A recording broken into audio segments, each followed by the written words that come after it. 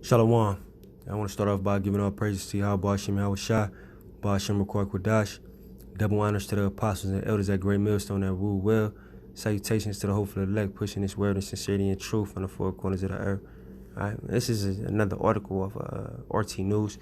It says almost a third of U.S. workers can't live on their paychecks, spelling doom for a service economy based on discretionary spending. All right, meaning in so many words that this economy sucks.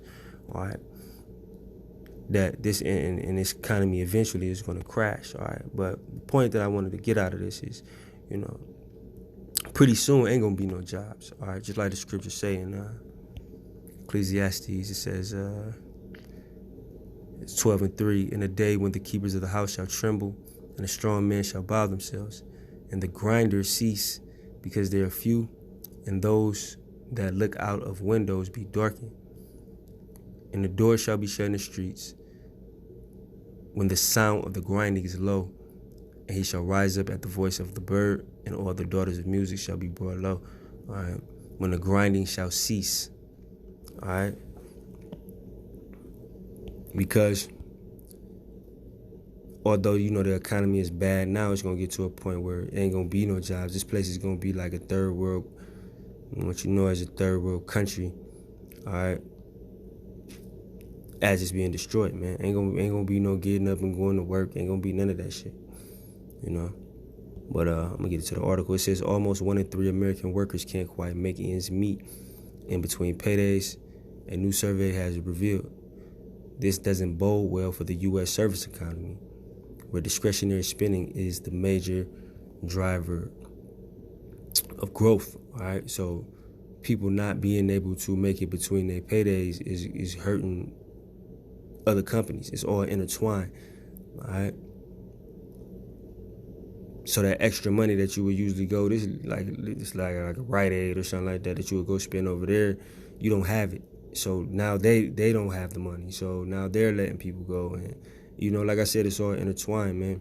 All right, and all this shit is gonna crash. All right, but it says some 32% of U.S. workers are unable to stretch their salaries to cover their needs, according to a survey published on Tuesday by Salary Finance. Nor is this inability to make one's paycheck last limited to poor and working class individuals. The poll queried over 2,700 adults working for medium to large size companies about their finances, and found found that even among those making over $200,000 annually, 32% always or most of the time ran out of cash before payday. So everybody living paycheck to paycheck, man. Even these Edomites what you would consider to be well off, they living paycheck to paycheck. I remember 50 Cent had said this about Floyd Mayweather one time. He said, yeah, he getting like $50 million checks, but he living paycheck to paycheck off that $50 million. You know what I mean? So a lot of times you think somebody's a millionaire, that means they always have disposable income, and they don't. All right, but it says certainly the insufficient funds problem is more severe for those making under $15,000 per year. Fully 40% or 2 in 5 are unable to make ends meet on that salary. But no matter how high up the pay scale one goes, the problem stubbornly refuses to vanish. When living paycheck to paycheck, once the hallmark of stressed out working poor becomes an aspirational goal, it's clear that the U.S. economy is in trouble. But this isn't a bolt out of the blue.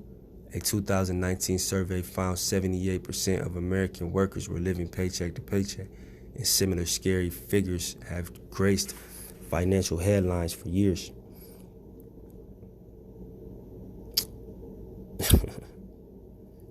It says, how then might Americans square the slow collapse into poverty they see in themselves and their neighbors with the vision of golden prosperity laid out by President Donald Trump at the State of the Union earlier this month, bolstered by facts and figures that surely no one could refute?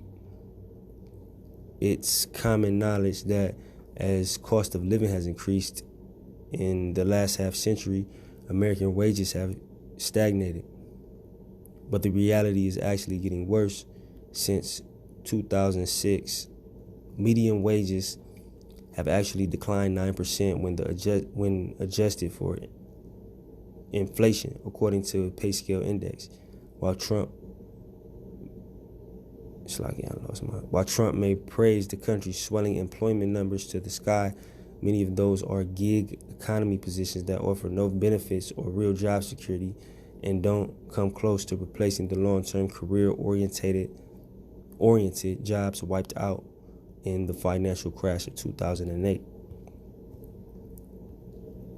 At the same time, as workers make hardly more or even less than they did 40 years ago, average consumer prices keep creeping up, increasing 2.3% in the last year alone, according to the Bureau of Labor Statistics. Healthcare costs increased by more than twice that rate, but Americans keep consuming at the same rate they have all their lives, accustomed to a certain standard of living. All right, and that standard of living is gonna get wiped away. Just like when the economy truly crashes, right, that standard of living is gonna get wiped away. So basically, they're saying Americans, even though they don't have the same money as 40 years ago, they still spending the same as 40 years ago because of that standard of living. All right, so that's why people are barely creeping by. And the Israelites, you Negro, Latino, Native, Seminole, Indian, you used to live in paycheck to paycheck. This ain't, you learn how to just do it. You know what I'm saying? It says shopping is second nature to those raised in the service economy of the post-NAFTA years, taught to express themselves in their purchases. It is this cultivated need to consume as a core function of their humanity that has kept the economy alive. It says fed on discretionary dollars. This is not irresponsible or frivolous spending either. A nation of perpetual customers who can be counted on to spend their surplus income on products they don't necessarily need but have been told they want by the media and deserve by the media has been absolutely critical to keeping the economic engines running. So you're basically getting finessed by the advertisement. You don't have the money to buy these things that you don't need, these things or that are not essential to your everyday life, but the TV keep flashing in front of you. So that's a media is powerful. That's how they get you. All right. It says, and when those customers run out of surplus income, they're already out. For one thing, nearly half, 48% of respondents to the Salary Finance Survey admitted they don't have any money set aside, even for emergencies. Consumer credit card debt hit a record $930 billion earlier this week, dwarfing the number seen during the 2008 crisis. Even before taking into account the student debt, a crisis in itself, and mortgage debt approaching 2008 levels, the American consumer, once liberated by the ability to buy anything they wanted, is now weighed down by the hangover from a decade-long shopping spree. This is uncharted territory. The only certainty is that business as usual, debt bubbles swollen beyond absurdity, while the supposed adults in the room are literally swimming in too much money to care. Can't last forever. So this article is basically telling you that the American economy is in trouble. And we know that when the American economy crashes, that's when they're gonna introduce that chip, RFID microchip, which is the mark of the beast. All right. So all of this shit is gonna crash. They're showing you, like, these alternative news. They're showing you that the American economy is in trouble, but most people don't even think about the American economy. They just go to work, get their check, buy food, buy what they think they need, and wait to the check, not wait to the next check, rather, not realizing that this whole shit is about to crash. All right. I just wanted to make that quick video. I hope it was edifying. That I'm gonna say shalom.